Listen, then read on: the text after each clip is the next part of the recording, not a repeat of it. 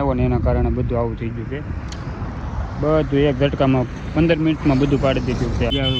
આવા બોડીએ તો ઘણા પડી ગયા છે, ઠેર ઠેર બધે પડી ગયેલા. જો ક્યાં વાગ્યું તો દેખાડે છે. પછી જો ઓઠે છે ને તોલાઈ ગયું અને કેટલું બધું વાગ્યું છે. જો લોહી નીકળી ગયો. કાંઈ તો જો આ છે ને હલવો છે.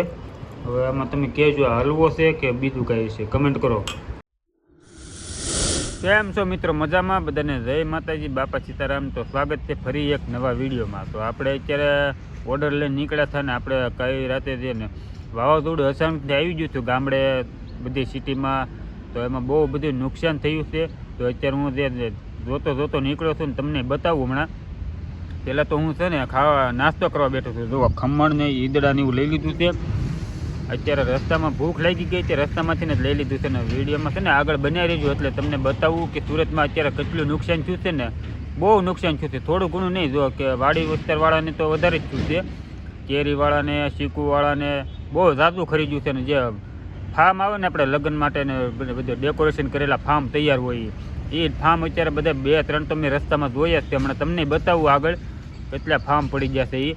તો હમણાં વિડીયો છે ને પૂરેપૂરો જોઈજો અને લાઇક શેર ને સબસ્ક્રાઈબ ન કર્યું હોય તો કરી નાખજો. તો આગળ હાલો જાવી અને તમને બતાવું. મિત્રો જો આ છે ને ફાર્મ છે. જો એ ફાર્મની હાલત જુઓ તમે.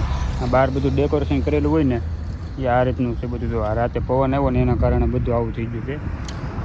બધું એક ઝટકામાં 15 મિનિટમાં બધું પાડી દીધું છે. આ ઘડીક જ પવન આવ્યો હતો. જો જે આગળ ફાર્મ છે એનું તમને જો મિત્રો આ છે ને અંદર છે બધું ડેકોરેશન કરેલું હોય ને એવડું રીતે જોવા બધું પાડી દીધું એકારે. આ બાજુ એવું છે. જો આ બહુ આખું ફાર્મ છે ને. જો આ બધા આ પતરા બધા ઉડીને આવેલા છે. જો આ બધું આવું કંઈક રાતનું હતું વાવાઝોડું. અમારે સુરતનું વાવાઝોડું આવું હતું. ગામડે કેવું કાંઈ ખબર નથી તો જરા કમેન્ટ કરીને જણાવજો ગામડે કેવું હતું તમારે. અને આ વિસ્તાર છે ડિંડોલી વિસ્તારમાં છે. અને આગળ જે હશે તો હજી તમને બતાવીશ. ને જો આ રોડ ઉપર બોર્ડ જે આવા બોડીએ તો ઘણા પડી ગયા છે, ઠેર ઠેર બધે પડી ગયેલા છે. એક નહીં ઘણી જગ્યાએ છે આવું. તો કમેન્ટ કરજો તમારા ગામડે કેવું કરતું બધું. અત્યારે છે ને પેલા ઘેરે આવીને છે ને સીધું ખાઈ જ લીધું છે. કેમ કે અત્યારે વાગી જશે 3:30. કેમ કે મોડો પહોંચ્યો છે ઘેરે. અત્યારે પહેલાં ખાઈ લીધું ને પછી બીજું વાત કરી. તો જો અત્યારે છે ને ઘણા દિવસ પછી પાછું મમતાને કામ આવ્યું છે હાડીઓનું. અઠવાડિયું થઈ ગયું કા પાછું. હા, મંદિરનો માહોલ હાલે છે કે થોડું જે મળે એ. તો અત્યારે ખાઈ લીધું છે ને પાછું ઓર્ડર છે તો હજી લઈને જવાના છે ને. હજી આગળ બતાવીશ કેવું નુકસાન થયેલું છે એ બધું હશે તો બતાવીશ. નકર પછી આપણે બપોર પછી તો શું છે કે બધું સાફ સફાઈ ને એવું કરી નાખ્યું હતું એટલે બહુ વધારે કંઈ હતું નહીં દેખાડવાનું. તો બીજું કંઈ લીધું નથી. ને બોડિયા તો છે ને રોડે લાગટ પડી જ ગયા હતા. જ્યાં નીકળ્યું ને બધે બોડિયા તો બધા પડી ગયેલા હતા. ફાર્મને તો બહુ ઓછું થોડુંક હતું. તો જો અત્યારે ઘેરે આવ્યું તો ઘેરે આવીને બે હેતુભાઈ ને હરદેવભાઈ છે ને બખાડા કરતા હતા. બે પીડ્યા જુઓ. બે નહીં હેતુભાઈ જ પડ્યો. જો ક્યાં વાગ્યું તો દેખાડે છે. પછી જુઓ ઓઠે છે ને તોલાઈ ગયું અને કેટલું બધું વાગ્યું છે. જુઓ લોહી નીકળી ગયો. કાંઈ તો લોહી નીકળી ગયું ને. હે જય માતાજી, જય બાપા સીતારામ. મારે તો હાડી હતી પૂરી કરી નાખી. રસોઈ જો બનાવી નાખી છે. કે તો હાટું ગાંઠિયાનું શાક બનાવ્યું ને દૂધ ઓલો ગાજરનો હલવો બનાવ્યો છે. કે તને બહુ ભાવે છે ગાજરનો હલવો. તને જાય નથી જો આ દેખાડે. એ તો ભાઈ વાગ્યું છે પડ્યો અહીંયા દોડતો એ હરદેવને બે રમતા હતા ને એમાં. તો જો અત્યારે વાળું તૈયાર થઈ ગયું છે. અને બીજું શું કે આપણે રૂમ ગોતવી છે અત્યારે.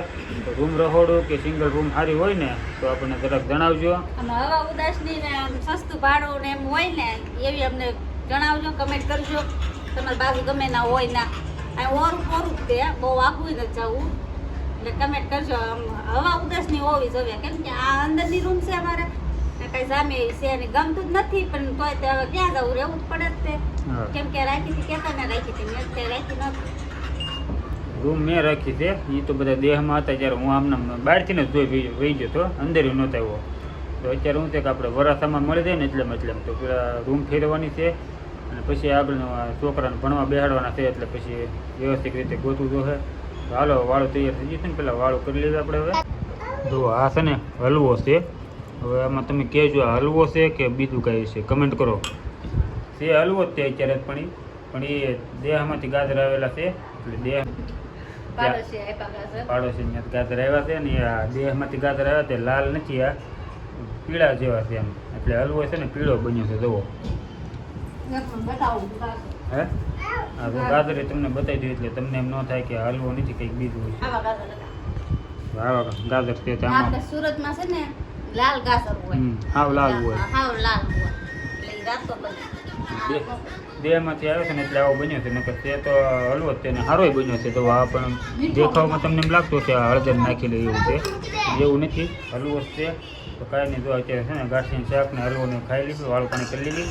અને વિડીયો ગમે તો લાઈક શેર ને સબસ્ક્રાઈબ કરી નાખજો ને વિડીયો કરી દઈ વ્યાન રહે. હાલો.